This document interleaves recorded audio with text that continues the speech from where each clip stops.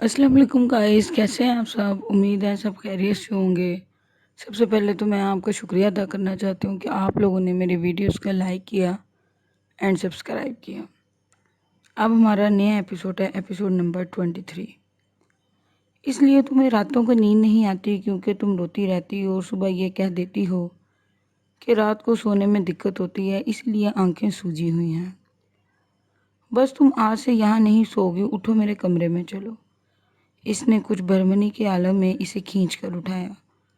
امامہ ایک لفظ نہیں بول سکی، وہ اس وقت بے حد شرمندہ تھی۔ مریم نے اس کے بعد اسے اپنے کمرے میں ہی سلانا شروع کر دیا۔ راتوں کو دیر تک رونے کا وہ سلسلہ ختم ہو گیا، مگر نیند پر اب اس کا کوئی اختیار نہیں تھا، اسے نیند بہت دیر سے آتی تھی۔ کئی بار مریم کی عدم موجودگی میں اس کی میڈیکل کی کتابیں دیکھی، اس کا دل بھر آتا۔ وہ جانتی تھی سب کچھ بہت پیچھے رہ گیا ہے۔ صبح مریم اور ڈاکٹر باسط علی کے گھر سے چلے جانے کے بعد وہ سارا دن آنٹی کے ساتھ گزارا کرتی، یا شاید وہ سارا دن اس کے ساتھ رہنے کی کوشش کرتی تھی۔ وہ اسے اکیلا نہ رہنے دینے کی کوشش میں مصروف رہتی تھی، مگر ان کے ساتھ ہوتے ہوئے بھی وہ پتہ نہیں کن کن سوچوں میں ڈوبی رہتی تھی۔ اس نے سلار کے ساتھ دوبارہ رابطہ کرنے کی کوشش نہیں کی تھی۔ وہ جانتی تھی اس کا کوئی فائدہ نہیں تھا۔ اس کی ذہنی پریشانی میں اضافے کے علاوہ اس رابطے سے اسے کچھ حاصل نہیں ہونا تھا۔ اسے ڈاکٹر باسط علی کے ہاں آئے 3 ماہ ہو گئے تھے، جب ایک دن انہوں نے رات کو اسے بلایا۔ آپ کو اپنا گھر چھوڑے کچھ وقت گزر گیا ہے۔ آپ کے گھر والوں نے آپ کی تلاش ابھی تک ختم تو نہیں کی ہوگی، مگر چند ماہ پہلے والی تند و تیزی نہیں رہی ہوگی۔ اب میں جاننا چاہتا ہوں کہ آپ اب آگے کیا کرنا چاہتی ہیں۔ انہوں نے مختصر تہمید کے بعد کہا، میں نے آپ کو بتایا تھا میں اسٹڈیز جاری رکھنا چاہتی ہوں۔ وہ اس کی بات پر کچھ دیر خاموش رہے، پھر انہوں نے کہا، امامہ آپ نے اپنی شادی کے بارے میں کیا سوچا ہے؟ وہ ان سے ان سوالات کی توقع نہیں کر رہی تھی۔ شادی؟ کیا مطلب؟ وہ بے اختیار بکلائی، آپ جن حالات سے گزر رہی ہیں ان میں آپ کے لیے سب سے بہترین رستہ شادی ہی ہے۔ کسی اچھی فیملی میں شادی ہو جانے سے آپ اس عدم تحفظ کا شکار نہیں رہیں گے جس کا شکار اب آپ ہیں۔ میں چند اچھے لڑکوں اور فیملیز کو جانتا ہوں، میں چاہتا ہوں کہ ان میں سے کسی کے ساتھ آپ کی شادی کر دی جائے۔ وہ بالکل سفید چہرے کے ساتھ انہیں چپ چاپ دیکھتی رہی۔ وہ ان کے آگے آنے سے بہت پہلے ہی اپنے لیے اس حل کا منتخب کر چکی تھی۔ وہ اسی ایک حل کو ڈھونڈتے ڈھونڈتے وہ سالار سکندر کے نکاح کی حمایت کر چکی تھی۔ اس وقت اگر وہ سالار سکندر سے نکاح نہ کر چکی ہوتی تو وہ بلا جھجک ڈاکٹر باسط علی کی بات ماننے پر تیار ہو جاتی۔ وہ جانتی تھی ان حالات میں کسی اچھی فیملی میں شادی سے اسے کتنی اور کن مصیبتوں سے بچا سکتی ہے۔ اس نے آج تک کبھی خود مختار زندگی نہیں گزاری تھی، وہ اپنی ہر چیز کے لیے اپنی فیملی کی محتاج رہی تھی، اور وہ یہ تصور کرتے ہوئے بھی خوفزدہ رہتی تھی آخر وہ کب اور کس طرح صرف اپنے بل بوتے پر زندگی گزار سکے گی۔ مگر سالار سے وہ نکاح اس کے گلے کی ایک ایسی ہڈی بن گیا تھا جسے وہ نگل سکتی تھی اور نہ اگل سکتی تھی۔ نہیں، میں شادی کرنا نہیں چاہتی۔ کیوں؟ اس کے پاس اس سوال کا جواب موجود تھا، مگر حقیقت بتانے کے لیے حوصلہ نہیں تھا۔ ڈاکٹر باسط علی اس کے بارے میں کیا سوچتے؟ یہ کہ وہ ایک جھوٹی لڑکی ہے، وہ اب تک انہیں دھوکہ دیتی رہی، ان کے پاس رہ رہی تھی، یا یہ کہ شاید وہ سالار سے شادی کے لیے ہی اپنے گھر سے نکلی تھی اور باقی سب کچھ کے بارے میں جھوٹ بول رہی ہے۔ اور اگر انہوں نے حقیقت جان لینے پر اس کی مدد سے معذرت کر لی یا اسے گھر سے چلے جانے کا کہا تو، اور اگر انہوں نے اس کے والدین سے رابطہ کرنے کی کوشش کی تو، وہ 3 ماہ سے ڈاکٹر باسط علی کے پاس تھی۔ وہ کتنے اچھے انسان تھے وہ بخوبی جانتی تھی، لیکن وہ اس قدر خوفزدہ اور محتاط تھی کہ وہ کسی قسم کا رسک لینے پر تیار نہیں تھی۔ میں پہلے اپنی تعلیم مکمل کرنا چاہتی ہوں تاکہ کسی پر بوجھ نہ بنوں۔ کسی پر؟ شادی کر لینے کی صورت میں اگر مجھے بعد میں کبھی کسی پریشانی کا سامنا کرنا پڑے تو میں کیا کروں گی؟ اس وقت تو میرے لیے شاید تعلیم حاصل کرنا ممکن نہیں رہے گا۔ اس نے ایک لمبی خاموشی کے بعد جیسے کسی فیصلے پر پہنچتے ہوئے ڈاکٹر باسط علی سے کہا، امامہ ہم ہمیشہ آپ کی مدد کرنے کے لیے موجود رہیں گے۔ آپ کی شادی کر دینے کا مطلب یہ نہیں ہوگا کہ میرے گھر سے آپ کا تعلق ختم ہو جائے گا یا میں آپ سے جان چھڑانا چاہتا ہوں۔ آپ میرے لیے میری چھوٹی بیٹیوں کی طرح ہیں۔ امامہ کی آنکھوں میں آنسو آ گئے۔ میں آپ پر کوئی دباؤ نہیں ڈالوں گا، جو آپ چاہیں گی وہی ہوگا، یہ صرف ایک تجویز تھی، ڈاکٹر باسط علی نے کہا۔ کچھ سال گزر جانے کے بعد میں شادی کر لوں گی، جب بھی آپ کہیں گے۔ اس نے ڈاکٹر باسط علی سے کہا، مگر میں ابھی فوری نہیں کرنا چاہتی۔ ابھی مجھے اس لارڈ سکندر سے جان چھڑانی ہے، اس سے طلاق لینے کا کوئی راستہ تلاش کرنا ہے۔ وہ ان سے بات کرتے ہوئے سوچ رہی تھی۔ کس شہر میں پڑھنا چاہتی ہیں آپ؟ ڈاکٹر باسط علی نے اس پر مزید کوئی دباؤ نہیں ڈالا۔ کسی بھی شہر میں، میری کوئی ترجیح نہیں ہے، اس نے ان سے کہا۔ وہ اپنے گھر سے آتے ہوئے اپنے سارے ڈاکومنٹس، اپنے پاس موجود زیورات اور رقم بھی لے کر آئی تھی۔ ڈاکٹر باسط علی نے اس گفتگو کے چند دن بعد ایک دن اسے بلا کر ملتان میں اس کے ایڈمیشن کے فیصلے کے بارے میں بتانے کے ساتھ ساتھ اس کے ڈاکومنٹس کے بارے میں پوچھا، تو وہ اس بیگ کو لے آئی اور لے کر ان کے پاس چلے گئے۔ اس نے ڈاکومنٹس کا ایک لفافہ نکال کر انہیں دیا، پھر زیورات کا لفافہ نکال کر بھی ان کی میز پر رکھ دیا۔ میں یہ زیورات اپنے گھر سے لائی ہوں، یہ بہت زیادہ تو نہیں، مگر پھر بھی اتنے ہیں کہ انہیں بیچ کر کچھ عرصہ آسانی سے اپنی تعلیم کے اخراجات اٹھا سکتی ہوں۔ نہیں، یہ زیورات بیچنے کی ضرورت نہیں ہے، یہ آپ کی شادی میں آپ کے کام آئیں گے۔ جہاں تک تعلیمی اخراجات کا تعلق ہے تو آپ کو پتہ ہونا چاہیے کہ آپ میری ذمہ داری ہیں۔ آپ کو اس سلسلہ میں پریشان ہونے کی ضرورت نہیں۔ وہ بات کرتے کرتے چونکے، ان کی نظریں اس کے ٹیبل پر رکھے چھوٹے بیگ کے کھلے بیگ کے اندر تھی۔ آمنہ نے ان کی نظروں کا تعاقب کیا۔ وہ بیگ میں نظر آنے والی چھوٹی سی پستول کو دیکھ رہے تھے۔ امامہ نے قدرے شرمندگی کے عالم میں اس پسٹل کو بھی نکال کر ٹیبل پر رکھ دیا۔ یہ میرا پسٹل ہے، میں یہ بھی گھر سے لائی ہوں۔ میں نے آپ کو بتایا تھا مجھے سالار سے مدد لینی تھی اور وہ اچھا لڑکا نہیں تھا۔ وہ انہیں ان کے بارے میں مزید نہیں بتا سکتی تھی۔ ڈاکٹر باسط علی پستول کو اٹھا کر دیکھ رہے تھے۔ چلانا آتا ہے آپ کو اسے؟ امامہ نے افسردہ مسکراہٹ کے ساتھ اس بات میں سر ہلایا۔ کالج میں NCC کی ٹریننگ ہوتی ہے، میرا بھائی وسیم بھی رائفل شوٹنگ کلب میں جایا کرتا تھا، کبھی کبھار مجھے بھی اپنے ساتھ لے جاتا تھا۔ میں نے اپنے بابا سے ضد کر خریدا ہے، یہ گولڈ پلیٹڈ ہے۔ وہ ان کے ہاتھوں میں پکڑے ہوئے پستول کو دیکھتے ہوئے مدھم آواز میں کہہ رہی تھی، آپ کے پاس اس کا لائسنس ہے مگر وہ ساتھ لے کر نہیں آئے، پھر آپ اسے یہیں رہنے دیں، ملتان ساتھ نہ لے کر جائیں، زیورات کو لاکر میں رکھوا دیتے ہیں۔ امامہ نے سر ہلا دیا۔ وہ چند ماہ کے بعد ملتان اپنے اسٹڈیز کے سلسلہ میں ایک باری پھر جاری رکھنے کے لیے آ گئی۔ ایک شہر سے دوسرے شہر، دوسرے شہر سے تیسرے شہر، ایک ایسا شہر جس کے بارے میں آپ نے کبھی خواب میں بھی نہیں سوچا تھا۔ مگر اس نے تو خواب میں اور بھی کچھ نہیں سوچا تھا۔ کیا اس نے کبھی یہ سوچا تھا کہ وہ 20 سال کی عمر میں ایک بار پھر BSc میں داخلہ لے گی، اس عمر میں جب لڑکیاں BSc کر چکی ہوتی ہیں؟ کیا اس نے کبھی یہ سوچا تھا کہ وہ اپنی مرضی سے میڈیکل کالج چھوڑ دے گی؟ کیا اس نے کبھی سوچا تھا کہ اپنے والدین کے لیے کبھی اس قدر تکلیف و شرمندگی کا باعث بنے گی؟ کیا اس نے کبھی یہ سوچا تھا کہ وہ ضد کے بجائے کسی اور سے محبت کرے گی اور پھر اس سے شادی کے لیے یوں پاگلوں کی طرح کوشش کرے گی؟ کیا اس نے کبھی یہ سوچا تھا کہ ان کوششوں میں ناکامی کے بعد وہ سالار سکندر جیسے کسی لڑکی کے ساتھ اپنی مرضی سے نکاح کر لے گی؟ کیا اس نے سوچا تھا کہ ایک بار گھر سے نکل جانے کے بعد اسے ڈاکٹر باسط علی کے گھرانے جیسا گھر مل سکے گا؟ اسے باہر کی دنیا میں پھرنے کی عادت نہیں تھی، وہ اسے باہر کی دنیا میں پھرنا نہیں پڑا۔ اپنے گھر سے نکلتے وقت اس نے اللہ سے اپنی حفاظت کی بے تحاشا دعائیں مانگی تھی۔ اس نے دعائیں کی تھی کہ اسے در بدر نہ پھرنا پڑے۔ وہ اتنی بولڈ نہیں ہے کہ وہ مردوں کی طرح ہر جگہ دن دناتی پھرے، اور وہ واقعی نہیں جانتی تھی کہ اسے اپنے چھوٹے چھوٹے کاموں کے سلسلہ میں خود جگہ جگہ پھرنا پڑے گا، ہر طرح کے مردوں اور لوگوں کا سامنا کرنا پڑے گا۔ تو وہ کیسے کرے گی؟ وہ بھی اس صورت میں جب کہ اس کے پیچھے فیملی بیک گراؤنڈ کا نام و نشان کوئی چیز نہیں رہی۔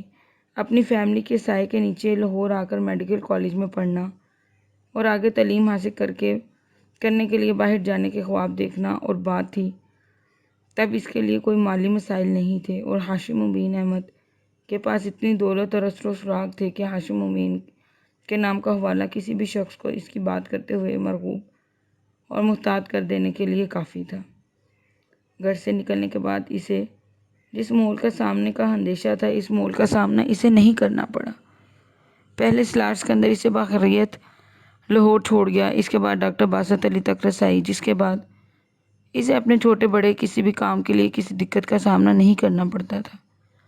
ڈاکومنٹس میں نام کی تبدیلی، ملتان میں ایڈمیشن، ہاسٹل میں رہائش کا انتظام، اس کے تعلیمی اخراجات کی ذمہ داری، وہ اس ایک نعمت کے لیے اللہ کا شکر ادا کرتی تو وہ کام تھا۔ کم از کم اسے کسی برے ماحول میں بقا کی جنگ لڑنے کے لیے جگہ جگہ دھکے کھانے نہیں پڑے تھے۔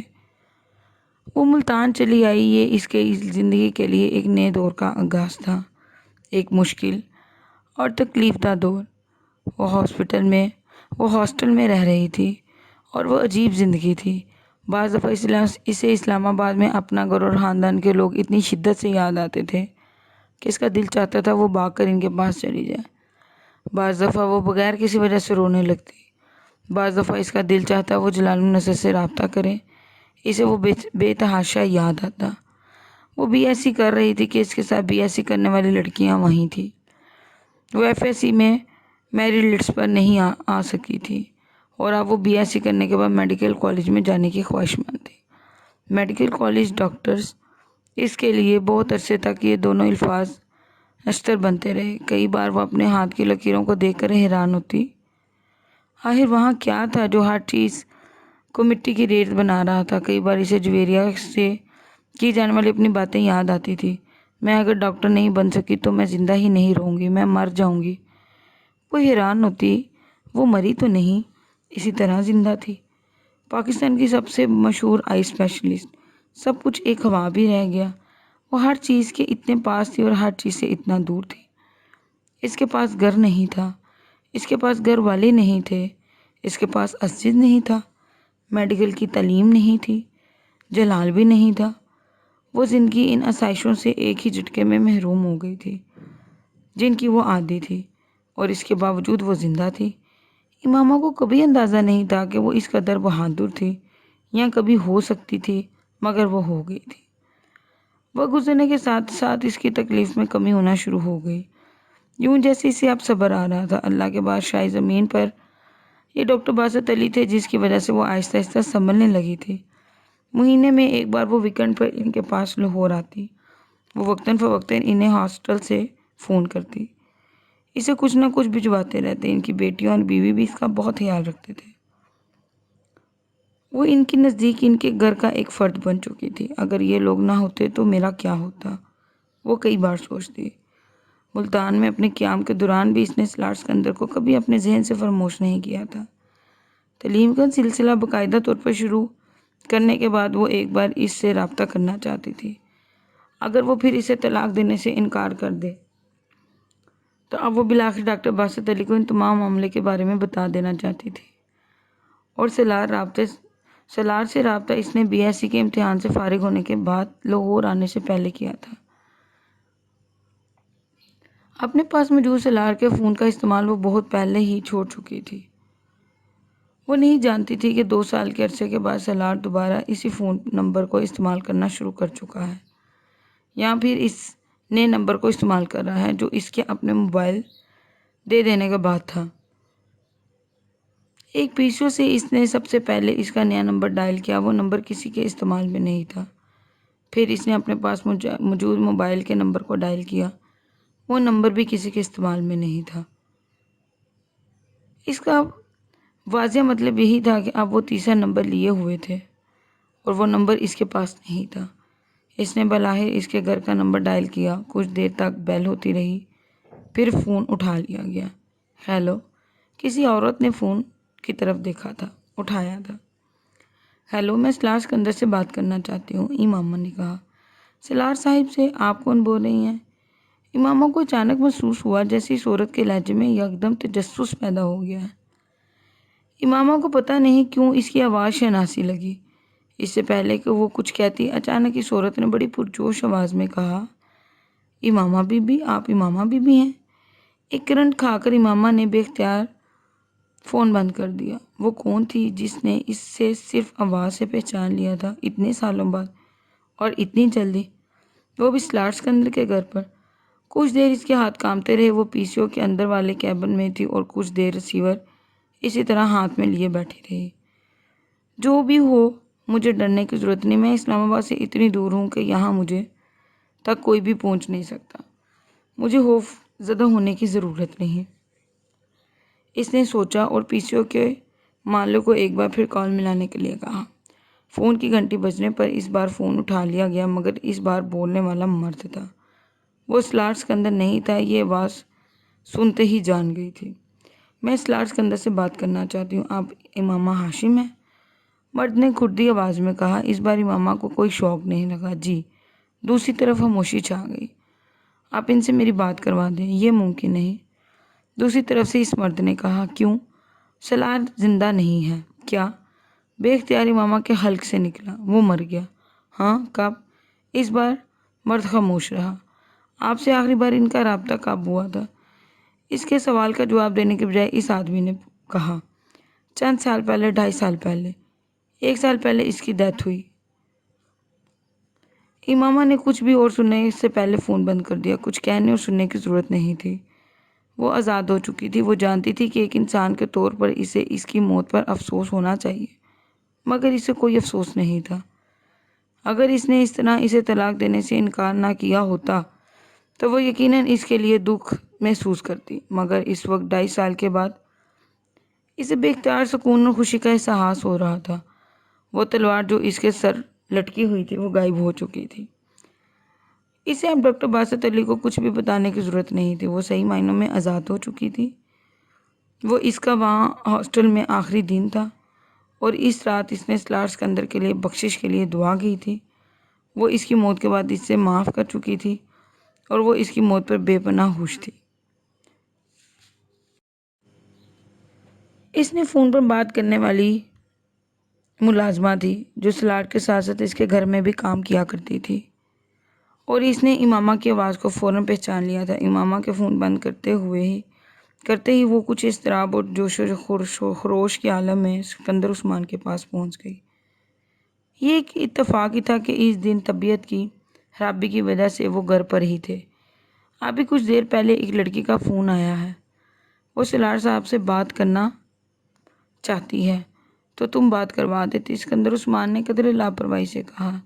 یہ ایک اتفاق ہی تھا کہ سلار بھی ان دنوں پاکستان آیا ہوا تھا اور گھر پر ہی موجود تھا۔ ملازمہ کچھ ہچکچائی۔ صاحب جی، وہ امامہ بی بی تھی۔ سکندر عثمان کے ہاتھ سے چائے کا کپ چھوٹتے چھوٹتے بجا۔ وہ یکدم خواص باستہ نظر آنے لگی۔ امامہ ہاشم؟ ہاشم امین کی بیٹی؟ ملازمہ نے اس بات میں سر ہلایا۔ سکندر عثمان کا سر گھومنے لگا۔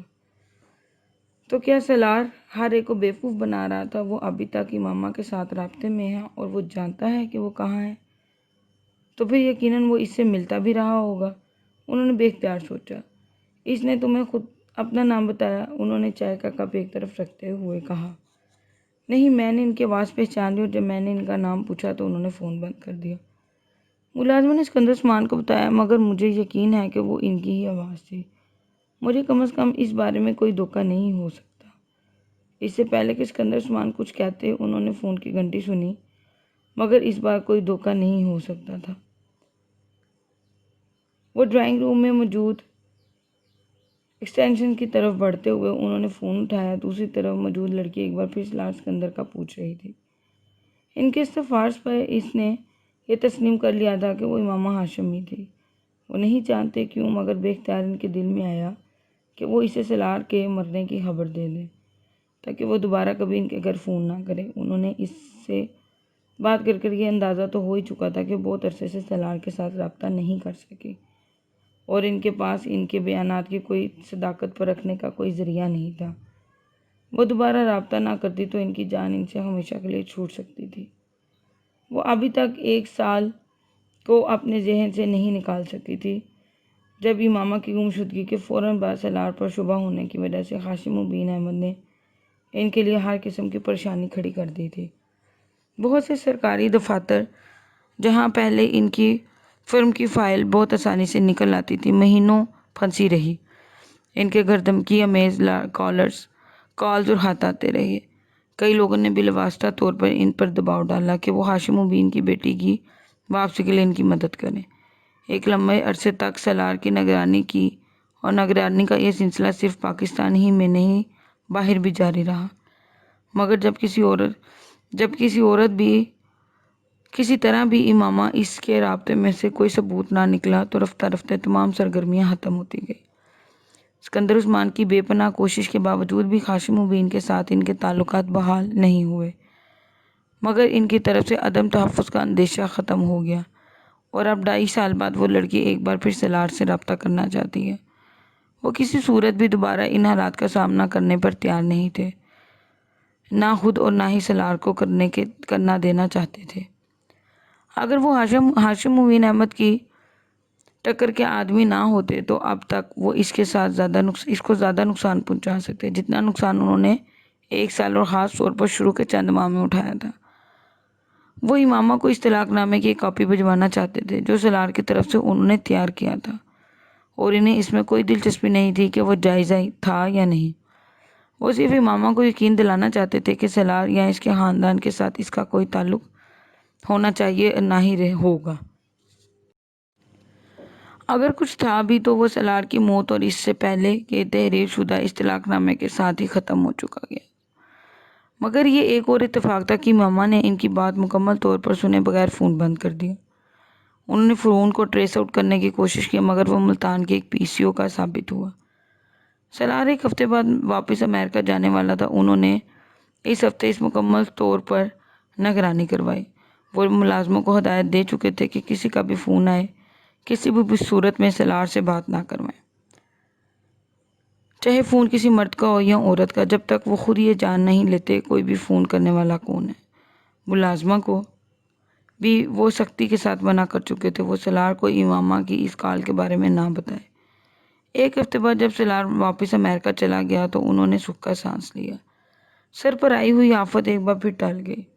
سالار کی واپسی کے چند ہفتے بعد انہیں ایک لفافہ موصول ہوا۔ امامہ نے لاہور واپس پہنچنے کے بعد وہ موبائل بیچ دیا تھا، وہ اسے واپس نہیں بھجوا سکتی تھی، اور سالار کی وفات کے بعد یہ امکان نہیں تھا کہ کبھی اس کے ساتھ آمنا سامنا ہونے کی صورت میں وہ موبائل واپس دے سکے۔ اس نے موبائل بیچنے والی رقم کے ساتھ اس کے پاس کچھ اور رقم شامل کی اور اندازاً ان کالز کے بل کی رقم ادا کی جو 2.5-3 سال پہلے سالار نے ادا کیے تھے، اور چند دوسرے اخراجات جو اپنے گھر قید کے دوران اور وہاں سے لاہور فرار کے دوران سالار نے اس پر کیے تھے۔ اس کے ساتھ اسکندر عثمان کے نام ایک مختصر نوٹ بھجوایا تھا۔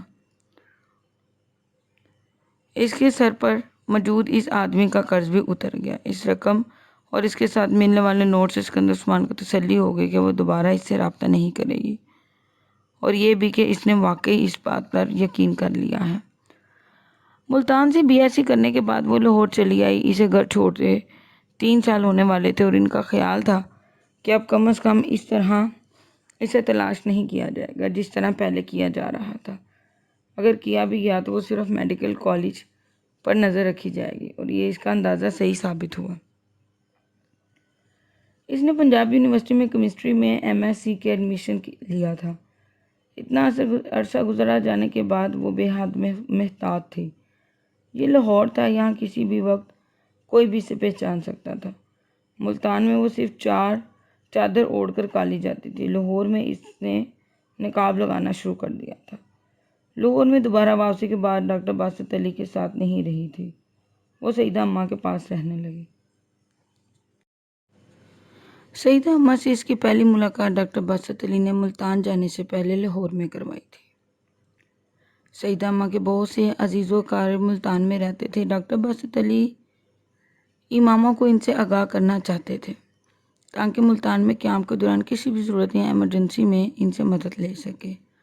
سعیدہ اماں ایک 65-70 سالہ بے حد بطونی اور ایکٹیو عورت تھی۔ وہ لاہور کے اندرون شہر میں ایک پرانی حویلی میں تنہا رہتی تھی۔ ان کے شوہر کا انتقال ہو چکا تھا، جبکہ 2 بیٹے بیرون ملک تعلیم حاصل کرنے کے بعد وہیں مقیم تھے۔ وہ دونوں شادی شدہ تھے اور ان کے بے حد اسرار کے باوجود سعیدہ اماں باہر جانے پر تیار نہیں تھی۔ ان دونوں ان کے دونوں بیٹے باری باری ہر سال پاکستان آیا کرتے تھے، کچھ عرصہ قیام کرنے کے بعد واپس چلے جایا کرتے تھے۔ ڈاکٹر باسط علی سے ان کی قرابت داری تھی، وہ ان کے کزن ہوتے تھے۔ ڈاکٹر باسط علی نے امامہ کے بارے میں پہلے ہی سعیدہ اماں کو بتا دیا تھا، اس لیے جب بھی وہ ان کے ساتھ ان کے گھر پہنچی تو بڑی گرم جوشی سے اس سے ملی۔ انہوں نے ملتان میں موجود تقریباً اپنے ہر ایک رشتہ دار کے بارے میں تفصیلاً اس کی گوش گزاری کر دی، اور پھر شاید ان سب کو ناکافی جاننے کے بعد انہوں نے خود ساتھ چل کر اسے ہاسٹل چھوڑ آنے کی آفر کی، جسے ڈاکٹر باسط علی نے نرمی سے رد کر دیا۔ نہیں آپا، آپ کو زحمت ہوگی، آپ ان کے بے حد اصرار کے باوجود وہ نہیں مانے تھے۔ بہتر تو یہ ہے بھائی صاحب کہ آپ اسے میرے بھائیوں میں سے کسی کے گھر ٹھہرا دیں، بچی کو گھر جیسا ماحول، آرام اور سکون ملے گا۔ انہیں اچانک ہاسٹل پر اعتراض ہونے لگا، اور پھر انہوں نے ہاسٹل کی زندگی کے کئی مسائل کے بارے میں روشنی ڈالی، مگر ڈاکٹر باسط علی خود وہ بھی کسی کے گھر میں رہنا چاہتے تھے۔ ہاسٹل بہترین آپشن تھی۔ سعیدہ اماں سے ان کی دوسری ملاقات ملتان جانے کے بعد چند ماہ بعد اس وقت ہوئی جب ایک دن اچانک اسے کسی خاتون ملاقاتی کی اطلاع ہاسٹل میں دی گئی تھی۔ کچھ دیر کے لیے وہ خوفزدہ ہو گئی، وہاں اس طرح اچانک اس سے ملنے کون آ سکتا ہے، اور وہ بھی ایک خاتون؟ مگر سعیدہ اماں کو دیکھ کر وہ حیران رہ گئی۔ وہ اسی گرم جوشی سے ملی جس طرح لاہور میں ملی تھی۔ وہ تقریباً 2 ہفتے ملتان میں رہی، اور ان 2 ہفتوں میں کئی بار اس سے ملنے آئے۔ ایک بار وہ ان کے ساتھ ہاسٹل سے ان کے بھائی کے گھر بھی گئے۔ پھر یہ جیسے ایک معمول بن گیا تھا، وہ چند ماہ ملتان آتی اور اپنے قیام کے دوران باقاعدگی سے اس کے پاس آتی رہتی تھی۔ وہ خود جب مہینے میں ایک بار لاہور آتی تو ان سے ملنے کے لیے بھی جاتی۔ کئی بار جب کہ اس کی چھٹیاں زیادہ ہوتی وہ اسے اپنے ہاں ٹھہرانے کے لیے اصرار کرتی۔ وہ کئی بار وہاں رہی تھی۔ سرخ اینٹوں کا بنا وہ پرانا گھر اسے اچھا لگتا تھا، جہاں پھر یہ تنہائی کا وہ احساس تھا جو اس کے ساتھ شیئر کر رہی تھی۔ اس کی طرح وہ بھی تنہا تھی، اگرچہ ان کی یہ تنہائی ان کے ہمہ وقت میل جول کی وجہ سے کم ہوتی جا رہی تھی، مگر اس کے باوجود امامہ ان کے احساسات کو بنا کوشش کیے سمجھ سکتی تھی۔ لاہور واپس شفٹ ہو جانے سے پہلے انہوں نے امامہ سے جان لینے کے بعد کہ وہ MBBS لاہور سے کرنا چاہ رہی ہے، اس کے ساتھ رہنے کے لیے اصرار کرنا شروع کر دیا۔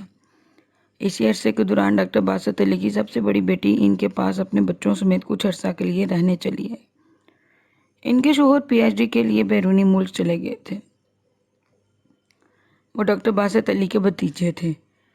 جانے سے پہلے وہ اپنی فیملی کو ان کے ہاں ٹھہرا کے ڈاکٹر باسط علی کے گھر میں جگہ کی کمی نہیں تھی، مگر امامہ اب ان کے گھر میں رہنا نہیں چاہ رہی تھی۔ وہ جلد از جلد اپنے پیروں پر کھڑا ہونا چاہتی تھی۔ ڈاکٹر باسط علی کے احسانات کا بوجھ پہلے ہی اس سے زیر بار کر چکا تھا۔ وہ یہ نہیں چاہتی تھی کہ ان کے پاس رہ کر تعلیم حاصل کرے اور ان کے بعد ان کے جاب کرنے پر بھی وہ اسے کہیں اور رہنے نہ دے، لیکن اگر وہ پہلے ہی علیحدہ رہائش اختیار رکھتی تو ان کے لیے ان سے اپنی بات منوانا آسان ہوتا۔ سعیدہ اماں کا گھر اسے اپنی رہائش کے لیے بہت مناسب لگتا تھا۔ وہ جاب شروع کرنے پر انہیں مجبور کر کرائے کی مد میں کچھ نہ کچھ لینے پر مجبور کر سکتی تھی، مگر ڈاکٹر باسط علی شاید یہ سب گوارا نہ کرتے۔ ڈاکٹر باسط علی کا اس کا فیصلہ ایک شوق کی طرح تھا، کیونکہ آمنہ میرے گھر پر کیوں نہیں رہ سکتی؟ انہوں نے بہت ناراضگی سے اسے کہا، سعیدہ آپا کے ساتھ کیوں رہنا چاہتی ہو؟ وہ بہت اصرار کر رہی تھی۔ میں انہیں سمجھا دوں گا۔ نہیں، میں خود ان کے ساتھ رہنا چاہتی ہوں۔ میں ان کے ساتھ رہوں گی تو ان کی تنہائی دور ہو جائے گی۔ یہ کوئی وجہ نہیں، آپ ان کے پاس جب چاہیں جا سکتی ہیں، مگر ساتھ رہنے کے لیے نہیں۔ پلیز آپ مجھے وہاں رہنے کی اجازت دے دیں، میں وہاں زیادہ خوش رہوں گی۔ میں آہستہ آہستہ اپنے پیروں پر کھڑا ہونا چاہتی ہوں۔ ڈاکٹر باسط علی نے حیرانی سے اسے دیکھا۔ پیروں پر کھڑے ہونے سے کیا مراد آپ کی؟ وہ کچھ دیر خاموش رہی، پھر اس نے کہا، میں آپ پر بہت لمبے عرصے تک بوجھ نہیں بننا چاہتی۔ پہلے ہی میں بہت سال آپ پر انحصار کر چکی ہوں، مگر ساری زندگی تو میں آپ پر بوجھ بن کر نہیں گزار سکتی۔ وہ بات کرتے کرتے رک گئی۔ اسے لگا اس کے آخری جملے نے ڈاکٹر باسط علی کو تکلیف دی ہے۔ اسے پچھتاوا ہوا۔ میں نے کبھی بھی آپ کو بوجھ نہیں سمجھا آمنہ، کبھی بھی نہیں۔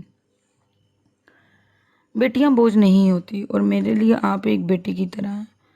پھر یہ بات مجھے بہت دکھ ہوا۔ میں جانتی ہوں ابو، مگر میں صرف اپنی فیلنگز کی بات کر رہی ہوں۔ دوسرے پر ڈیپینڈ ہونا بہت تکلیف دہ بات ہے۔ میں سعیدہ اماں کے ساتھ رہ کر زیادہ پرسکون رہوں گی۔ میں انہیں پے کروں گی آپ کو۔ میں نے کبھی پے کرنا چاہا بھی تو آپ نہ کر سکوں گی۔ شاید مجھے 10 زندگیاں بھی ملیں تو میں آپ کے احسانات کا بدلہ نہیں اتار سکتی، مگر اب بس، اب اور نہیں۔ میں نے زندگی کو گزارنے کے سارے طریقے ابھی سیکھے ہیں، مجھے سیکھنے دیں۔ ڈاکٹر باسط علی نے اس کے بعد اسے دوبارہ اپنے گھر پر رہنے کے لیے مجبور نہیں کیا۔ وہ اس کے لیے بھی ان کی احسان مندی تھی۔ سعیدہ اماں کے ساتھ رہنے کا تجربہ اس کے لیے ہاسٹل میں یا ڈاکٹر باسط علی کے یہاں رہنے پر بالکل مختلف تھا۔ اسے ان کے پاس ایک عجیب سی آزادی اور خوشی کا احساس ہوتا تھا۔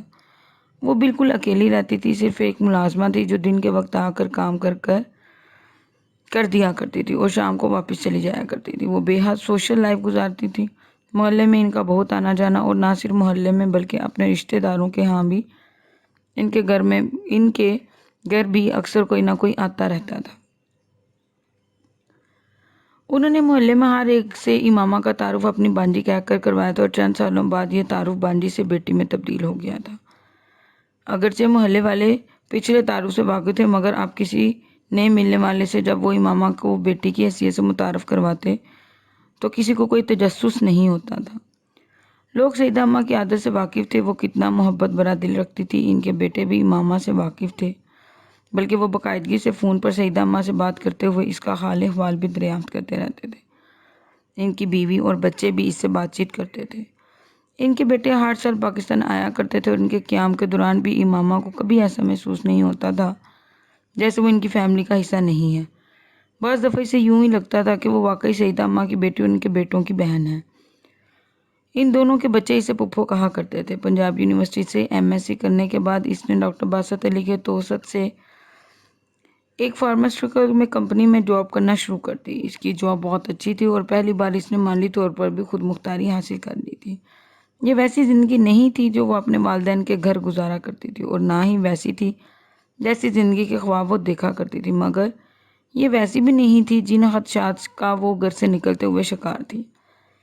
وہ ہر ایک کے بارے میں نہیں کہہ سکتی تھی، مگر اس کے لیے زندگی معجزات کا دوسرا نام تھی۔ سلار سکندر جیسے لڑکے، اس طرح کی مدد، ڈاکٹر باسط علی کی رسائی، سعیدہ اماں جیسے خاندان کا ملنا، تنیم کا ملنا، اور پھر جاب۔ صرف جلال النصر تھا جس کا خیال ہمیشہ اسے تکلیف میں مبتلا کر دیتا تھا، اور شاید وہ اسے مل جاتا تو وہ خود کو دنیا کی خوش قسمت ترین لڑکی سمجھتی۔ 8 سالوں نے اس میں بہت سی تبدیلیاں پیدا کر چکی تھی۔ گھر سے نکلتے وقت وہ جانتی تھی کہ اب دنیا میں اس کے نخرے اٹھانے والا کوئی نہیں، اسے کسی توقعات وابستہ کرنی تھی، نہ ہی ان سے پورا کرنے میں کوئی تکلیف ہوتی۔ اس کا رونا دھونا بھی وقت گزرنے کے ساتھ ساتھ کم ہوتا گیا۔ 20 سال کی عمر میں چھوٹی چھوٹی باتوں پر خوف زدہ پریشان ہونے والی امامہ ہاشم آہستہ آہستہ اپنا وجود کھوتی جا رہی تھی۔ نئی نمودار ہونے والی امامہ زیادہ پر اعتماد، مضبوط اعصاب رکھتی، مگر اس کے ساتھ ساتھ وہ بہت زیادہ محتاط بھی ہوتی، ہر چیز کے بارے میں، اپنی گفتگو کے بارے میں، اپنے طور اتوار کے بارے میں۔ ڈاکٹر باسط علی اور سعیدہ امامہ دونوں کے خاندان نے اسے بہت محبت اور اپنائیت دی تھی، لیکن اس کے باوجود وہ ہمیشہ کوشش کرتی تھی کہ وہ کوئی ایسی بات یا حرکت نہ کرے جو انہیں قابل اعتراض یا ناگوار لگے۔ امامہ ہاشم کے گھر میں اسے یہ ساری احتیاطیں نہیں کرنی پڑتی تھی، مگر وہاں سے نکل کر اسے یہ سب کچھ سیکھنا پڑا تھا۔ سعیدہ اماں کی گمشدگی کے دوران وہ آفس میں تھی۔ 4 بجے کے قریب جب وہ گھر آئی تو گھر پر تالا لگا ہوا تھا۔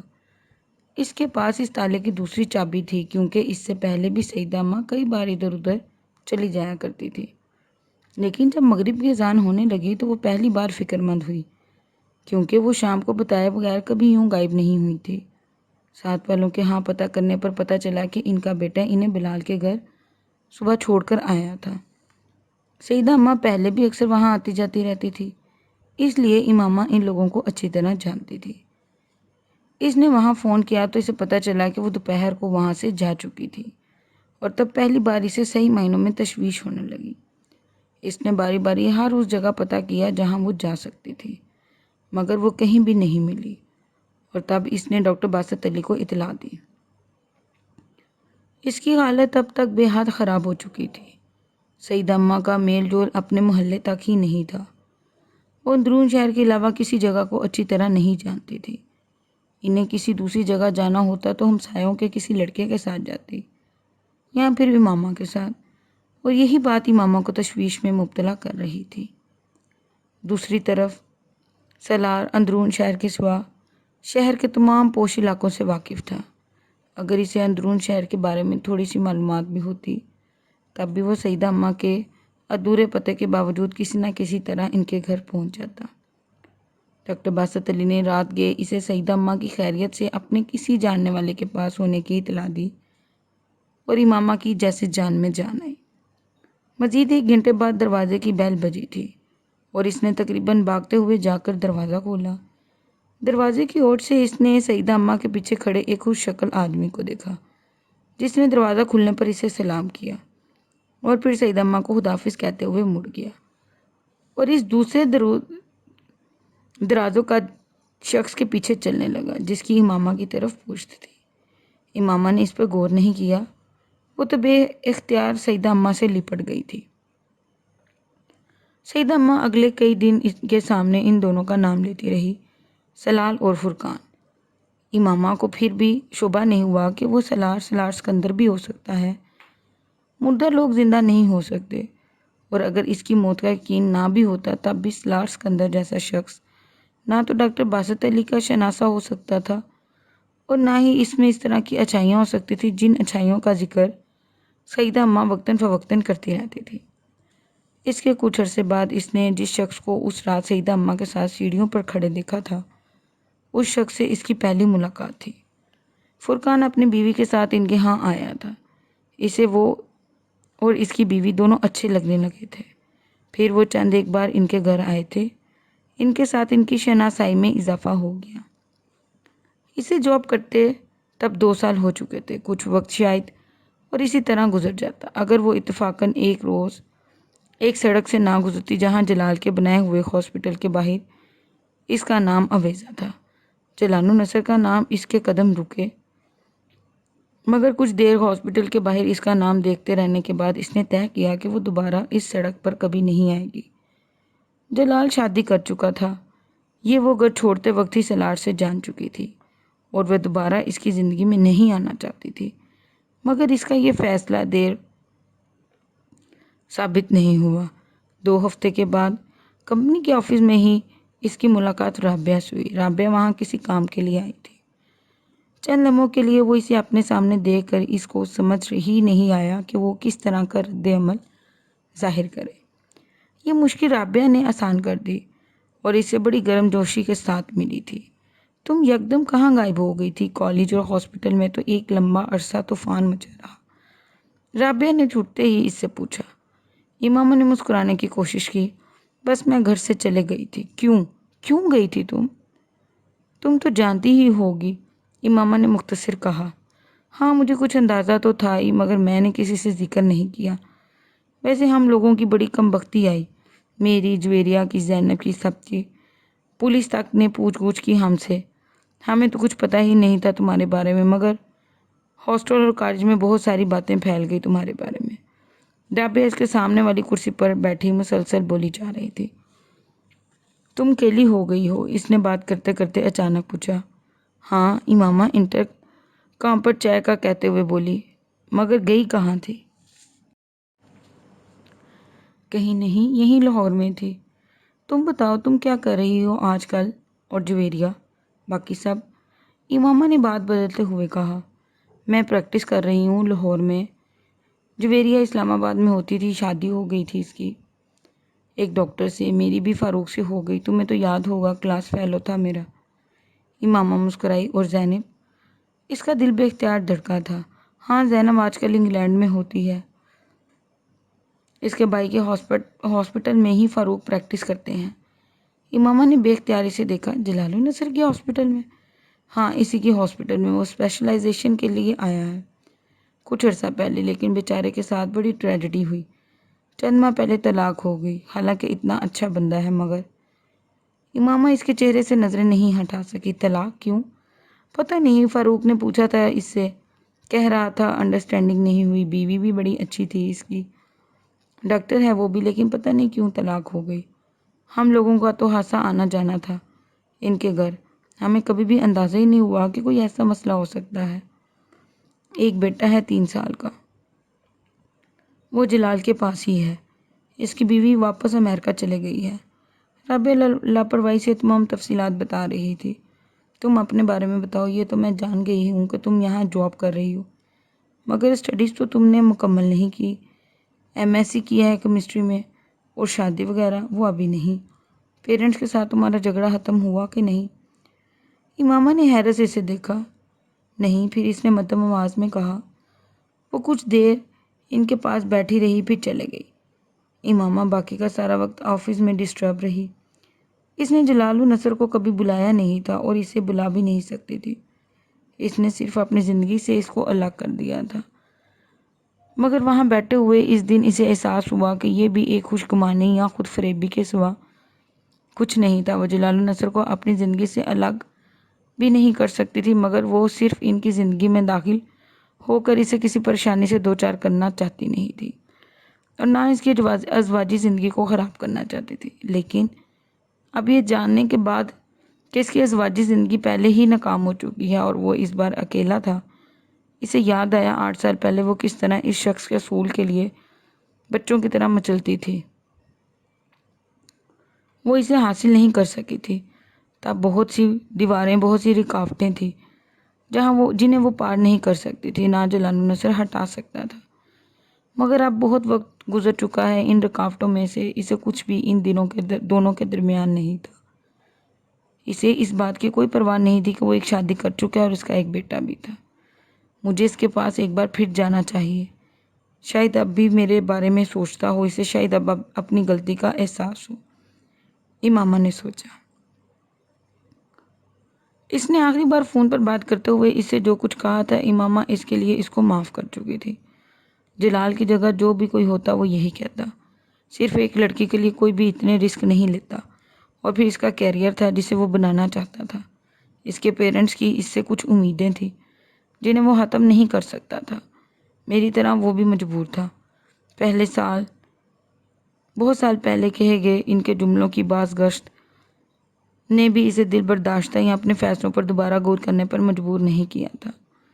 مجھے اس کے پاس جانا چاہیے، ہو سکتا ہے یہ موقع مجھے اللہ نے ہی دیا ہو سکتا ہے اللہ نے میری دعاؤں کو اب قبول کر لیا ہو سکتا ہے اللہ کو مجھ پر اب رحم آ گیا ہو، وہ بار بار سوچ رہی تھی۔ ورنہ اس طرح اچانک رابعہ میرے سامنے کیوں آ جاتی؟ مجھے کیوں یہ پتہ چلتا کہ اس کی بیوی سے علیحدگی ہو چکی ہے؟ ہو سکتا ہے اب میں اس کے سامنے جاؤں تو وہ فیصلہ کر چکی تھی۔ وہ جلال النصر کے پاس دوبارہ جانا چاہتی تھی۔ میں ڈاکٹر جلال النصر سے ملنا چاہتی ہوں، امامہ نے ریسیپشن سے کہا۔ اپوائنٹمنٹ ہے آپ کی؟ اس نے پوچھا۔ نہیں، اپوائنٹمنٹ نہیں ہے۔ پھر وہ آپ سے مل نہیں سکیں گے، اپوائنٹمنٹ کے بغیر وہ کسی پیشنٹ کو نہیں دیکھتے۔ اس نے بڑے پروفیشنل انداز میں کہا۔ میں پیشنٹ نہیں ہوں، ان کی دوست ہوں، امامہ نے کاؤنٹر پر ہاتھ رکھتے ہوئے مدھم آواز میں کہا۔ ڈاکٹر صاحب جانتے ہیں کیا آپ اس وقت ان سے ملنے آئی ہیں؟ نہیں، اس نے چند لمحوں کی خاموشی کے بعد کہا۔ 1 منٹ میں ان سے پوچھتی ہوں، اس نے ریسیور اٹھاتے ہوئے کہا۔ آپ کا نام کیا ہے؟ آپ کا نام کیا ہے؟ اس نے اپنا سوال دوبارہ دہرایا۔ امامہ ہاشم۔ اسے یاد نہیں اس نے کتنے سالوں بعد اپنا نام لیا ہوگا۔ سر، کوئی خاتون آپ سے ملنا چاہتی ہے، وہ کہہ رہی ہے کہ وہ آپ کی دوست ہے۔ امامہ ہاشم نام ہے ان کا۔ وہ دوسری طرف سے جلال کی گفتگو سنتی رہی۔ اوکے سر، پھر اس نے ریسیور رکھ دیا۔ آپ اندر چلی جائیں۔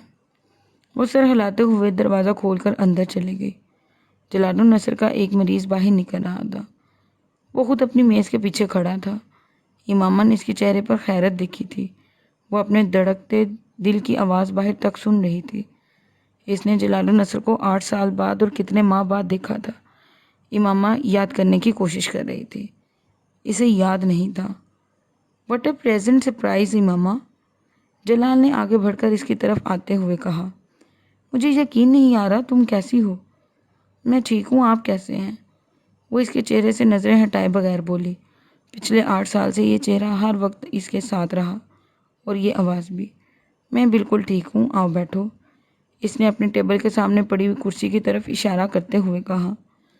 وہ خود ٹیبل کے دوسری جانب اپنی کرسی کی طرف بڑھ گیا۔ وہ ہمیشہ سے جانتی تھی جلال النصر کو جب بھی دیکھے گی اس کا دل اسی طرح بے قابو ہو سکتا ہے، مگر اتنی خوشی جو وہ اپنے رگ روپ سے خون کی طرح دوڑتی محسوس کر رہی تھی۔ کیا پیو گی؟ چائے، کافی، سافٹ ڈرنک؟ اس سے پوچھا۔ جو آپ چاہیں۔ اوکے، کافی منگوا لیتے ہیں، تمہیں پسند تھی۔ وہ انتقام اٹھا کر کسی کو کافی بھجوانے کی ہدایت دے رہا تھا، اور وہ اس کا چہرہ دیکھ رہی تھی۔ اس کے چہرے پر داڑھی اب نہیں تھی، اس کا ہیئر سٹائل مکمل طور پر تبدیل ہو چکا تھا۔ اس کا وزن پہلے کی نسبت کچھ بڑھ گیا تھا، وہ پہلے کی نسبت بہت بے تکلف نظر آ رہا تھا۔ تم آج کل کیا کر رہی ہو؟ ریسیور رکھتے ہی اس نے ماما سے پوچھا۔ ایک فارماسیوٹیکل کمپنی میں کام کر رہی ہوں۔ MBBS تو چھوڑ دیا تھا تم نے؟ ہاں، MSc ہی کیا ہے کیمسٹری میں۔ کون سی کمپنی ہے؟ امامہ نے نام بتایا۔ وہ تو بہت اچھی کمپنی ہے۔ وہ کچھ دیر اس کمپنی کے بارے میں تعریفی تبصرہ کرتا رہا۔ وہ چپ چاپ اسے دیکھتی رہی۔ میں اسپیشلائزیشن کر کے آیا ہوں، وہ اپنے بارے میں بتانے لگا۔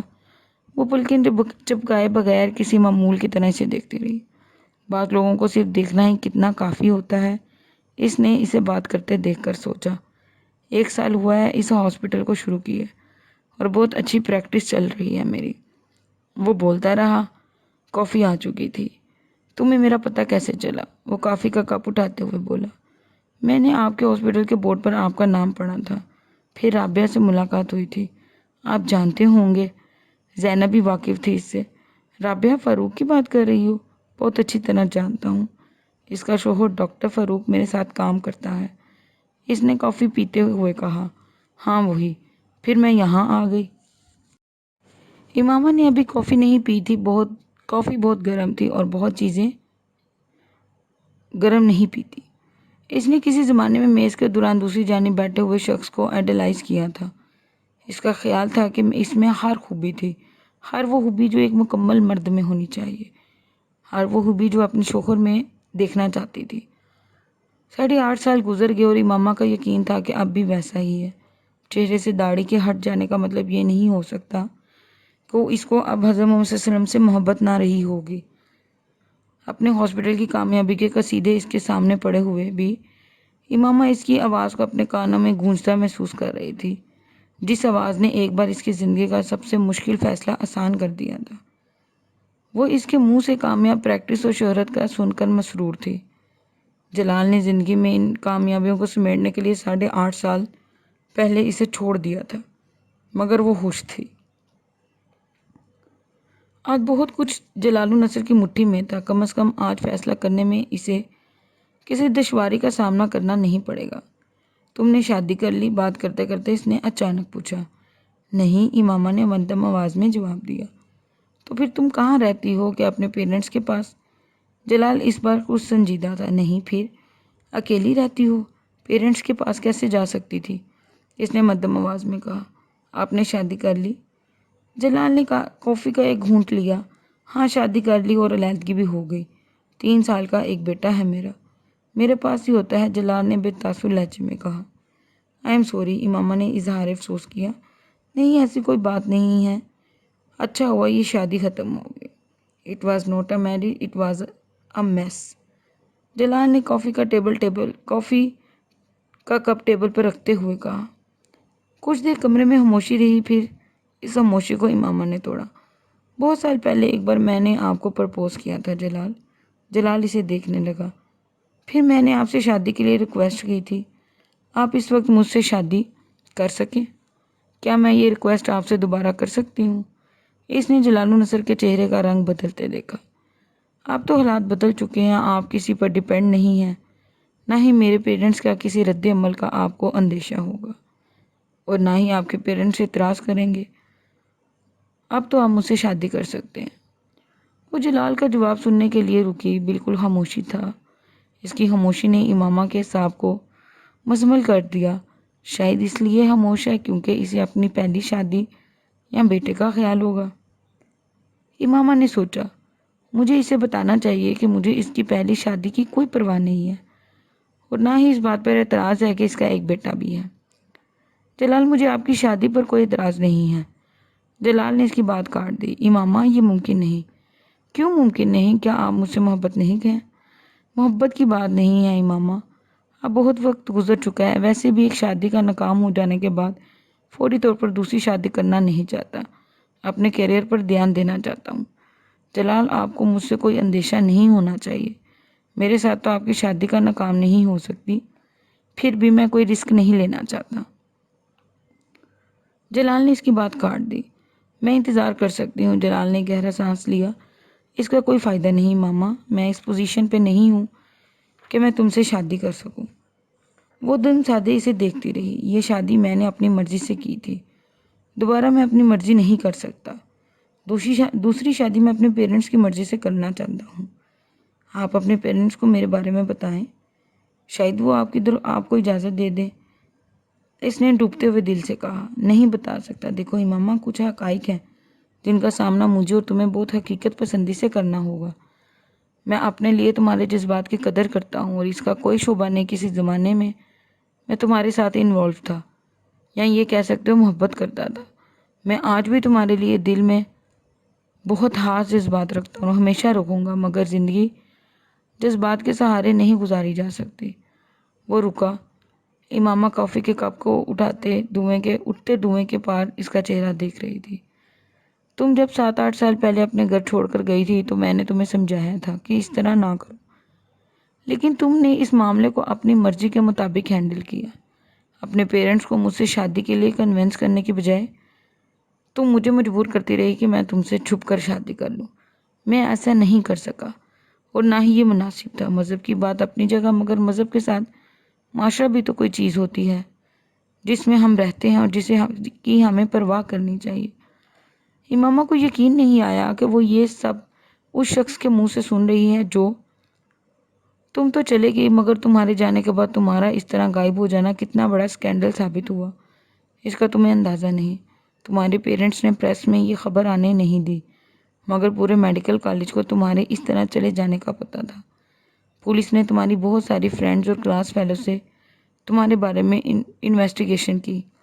زینب بھی اس میں شامل تھی۔ خوش قسمتی سے ہم بچ گئے۔ وہ اٹھ کر کھڑا ہو گیا۔ میں نے اتنے سال محنت کر کے ایک مقام بنایا ہے۔ میں اتنا بہادر نہیں ہوں کہ میں تم سے شادی کر لوں، لوگوں کی چاہ کا نشانہ بنوں۔ میرا اٹھنا بیٹھنا ڈاکٹرز کی کمیونٹی میں ہے اور امامہ ہاشم میری بیوی کے طور پر واپس مجھے ایکسٹینڈرز کر دے گی۔ تم سے شادی کر کے میں لوگوں کی نظریں نہیں چرا سکتا۔ تم اتنے سال کہاں رہی ہو، کیسے رہی ہو، یہ بہت اہم سوالات ہیں۔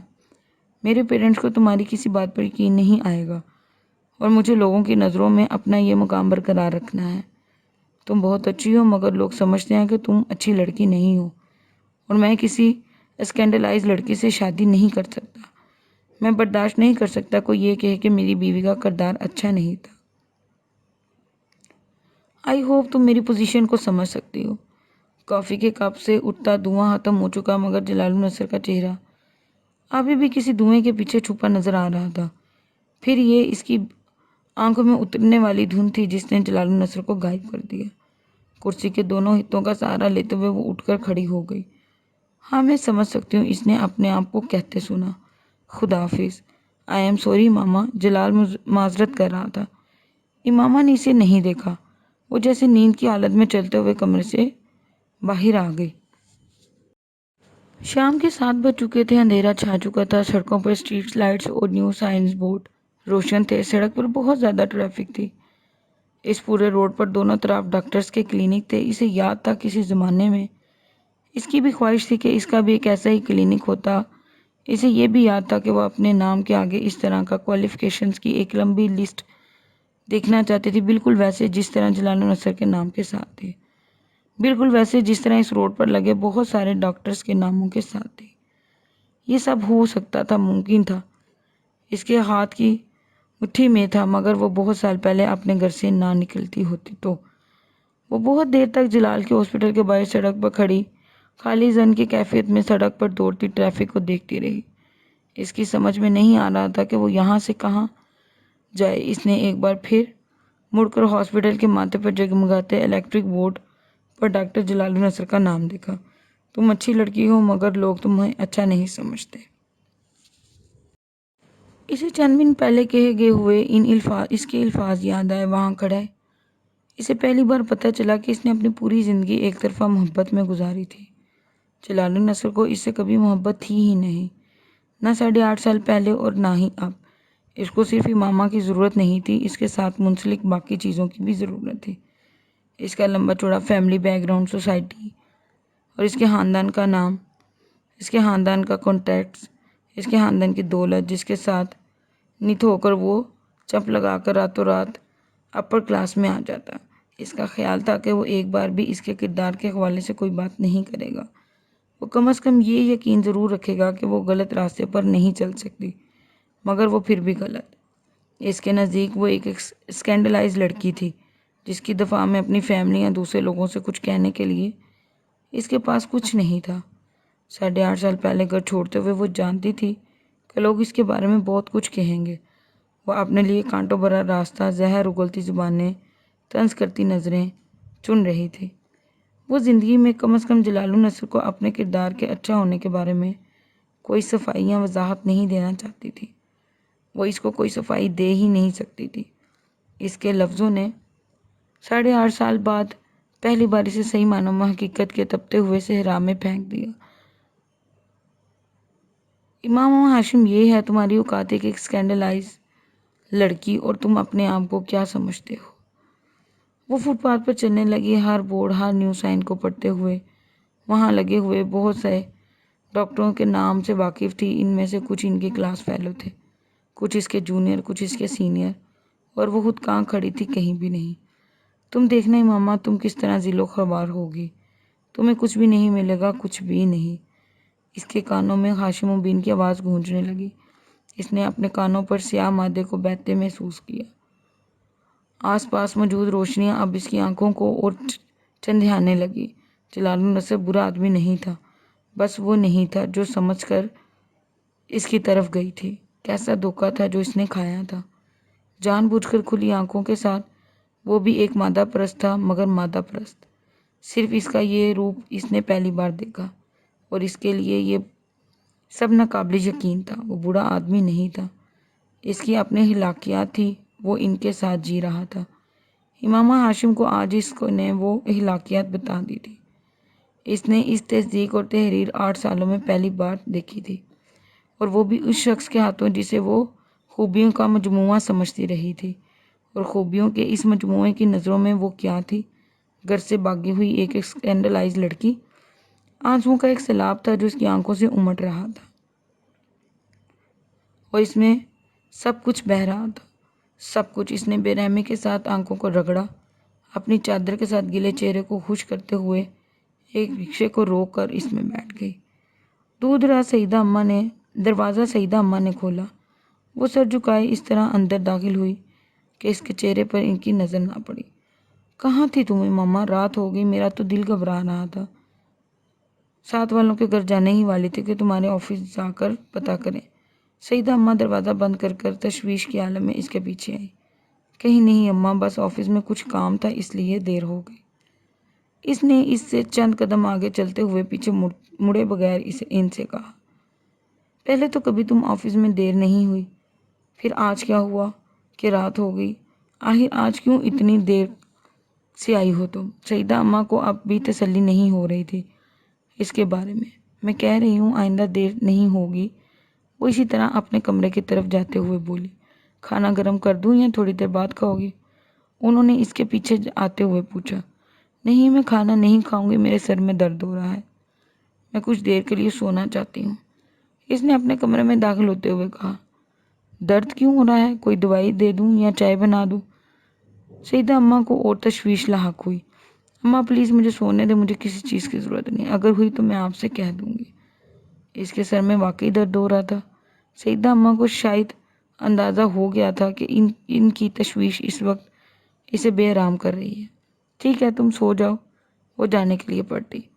امامہ نے اپنے کمرے کی لائٹ آن نہیں کی، اس نے اسی طرح اندھیرے میں دروازے کو بند کیا اور اپنے بستر پر آ کر لیٹ گیا۔ اپنا کمبل کھینچ کر اس نے سیدھا لیٹتے ہوئے اپنی آنکھوں پر بازو رکھ لیا۔ وہ اس وقت صرف سونا چاہتی تھی، وہ کچھ نہیں یاد کرنا چاہتی تھی، نہ جلال النصر سے ہونے والی کچھ دیر پہلے کی گفتگو اور نہ ہی کچھ اور۔ وہ رونا بھی نہیں چاہتی تھی، وہ اپنے مستقبل کے بارے میں سوچنا بھی نہیں چاہتی تھی۔ اس کی خواہش پوری ہو گئی تھی، اسے نیند کیسے آتی؟ یہ کہ وہ نہیں جانتی تھی، مگر وہ بہت گہری نیند سوئی تھی۔ اوکے گائز، اب آپ سے ملاقات ہوگی انشاءاللہ تعالی نئے ایپیسوڈ کے ساتھ۔ اپنا بہت خیال رکھیے گا۔ اللہ حافظ۔